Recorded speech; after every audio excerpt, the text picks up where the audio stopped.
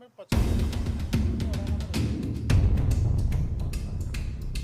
ପଛରେ ଆମେ ଦେଇ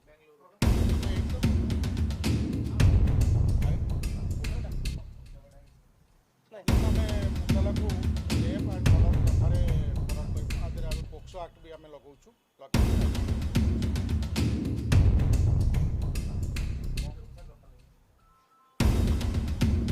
ବରୀ ଅଞ୍ଚଳରେ ଗତ 17/2 ତାରିଖର ଘଟଣା ଥିଲା।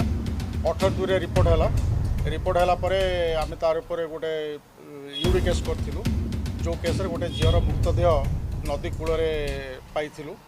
ଆଉ ସେ ତାରି ଉପରେ ଯେଉଁ ୟୁରି କେସ୍ କରିଥିଲୁ ସେ ୟୁରି କେସ୍ର ତଦନ୍ତ ସମୟରେ ପୋଷ୍ଟମର୍ଟମ୍ ରିପୋର୍ଟ ପାଇଲା ପରେ ଆମେ ଜାଣିଲୁ ଏଇଟା ହେଉଛି ଗୋଟେ ମର୍ଡର କେସ୍ ଅଛି। ଆଉ ଆକର୍ଡିଂଲି ମର୍ଡର କେସ୍ର ଆମେ ଇନଭେଷ୍ଟିଗେସନ୍ କଲୁ। ଏ କେସ୍ରେ କୌଣସି ଆମ ପାଖରେ କ୍ଲୁ ନଥିଲା। ଯିଏ ମୁଦାଲା ଯିଏ ଆଦେହରେ ଇନଭଲ୍ଭ ଥିଲା ସିଏ ବି କୌଣସି କ୍ଲୁ ବି ଛାଡ଼ି ନଥିଲା, ଯାହାଫଳରେ କି ଆମେ ମୁଦାଲା ପାଖରେ ପହଞ୍ଚି ପାରିବୁ। ବହୁତ କଷ୍ଟ ଆଦେହରେ କରିକି ଆମେ ଆକ୍ୟୁଜ୍ର ଆଇଡେଣ୍ଟିଟିକୁ ଆମେ ଏଷ୍ଟାବ୍ଲିଶ୍ କଲୁ। ଆଉ ଆକ୍ୟୁଜ୍କୁ ଆମେ ସବସିକ୍ୱେଣ୍ଟଲି ଆମେ ତାକୁ ଷ୍ଟେପ୍ ନେଇକି ଆମେ ଆକ୍ୟୁଜ୍କୁ ଗିରଫ ମଧ୍ୟ କରିଛୁ। ଏ କେସ୍ରେ ଯେ ମୁଦାଲା ଯିଏ ଗିରଫ ଅଛି ସେ ମାନିଲା ଯେ ସେ ନିଜେ ପ୍ରଥମେ ସେ ଝିଅକୁ ରେପ୍ କରିଛି।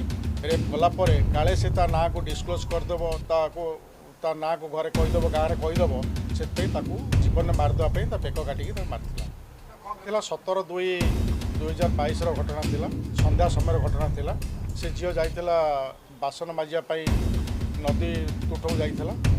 ଆଉ ଏ କେସ୍ ଯେ ମୁଦାଲା ଅଛି ସେ ମୁଦାଲା ତାକୁ ସେଠି ଏକାଠିଆ ପାଇ ତା ଉପରେ ତାକୁ ରେପ୍ କଲା ଆଣ୍ଡ ସବସିକ୍ୱେଣ୍ଟଲି ତାକୁ ମର୍ଡର କଲା। ବର୍ତ୍ତମାନ ପର୍ଯ୍ୟନ୍ତ ଜଣେ ହିଁ ଅଭିଯୁକ୍ତ ଅଛି। ତଦନ୍ତ ବି ଆମେ କଣ୍ଟିନ୍ୟୁ କରୁଛୁ। ସେଥିପାଇଁ ଆମେ ବହୁତ କଷ୍ଟ ସ୍ୱୀକାର କରୁଛୁ। ଆମର ଏଣ୍ଟାର ପୋଲିସ ଟିମ୍ ଏ କେସ୍ରେ ଯିଏ ଇନଭଲ୍ଭ ଥିଲେ STPO ଆଣ୍ଡ IAC ବହୁତ କଷ୍ଟ କରିଛନ୍ତି। ଆଉ ସେମାନେ ଆମେ ମୁଦାଲାକୁ ଆମେ ବାଙ୍ଗାଲୋରରୁ ଟ୍ରେସ୍ କଲୁ। ବାଙ୍ଗାଲୋର ହିଁ ତାକୁ ଆଣିଲା ପରେ ଏଠି ଇଣ୍ଟ୍ରୋଡକ୍ସନ୍ କଲା ପରେ ସେ ତାର ଦୋଷ ମାନିଲା। ଅଭିଯୁକ୍ତ ନାଁ ହେଲା ସୁବ୍ରତ ବେହେରା। ତାଙ୍କ ଗ୍ରାମ ହେଉଛି ଅନ୍ୟାସୀପୁର, ବରୀ ଥାନା। ନା ପ୍ରେମ ନାହିଁ, ଏଇଟା ତାର ଇଣ୍ଟେନସନ୍ ଓନ୍ଲି ତାକୁ ରେପ୍ କରିବା। ଲଭ୍ ଆସ୍ପେକ୍ଟ ଆଦେହରେ ନାହିଁ।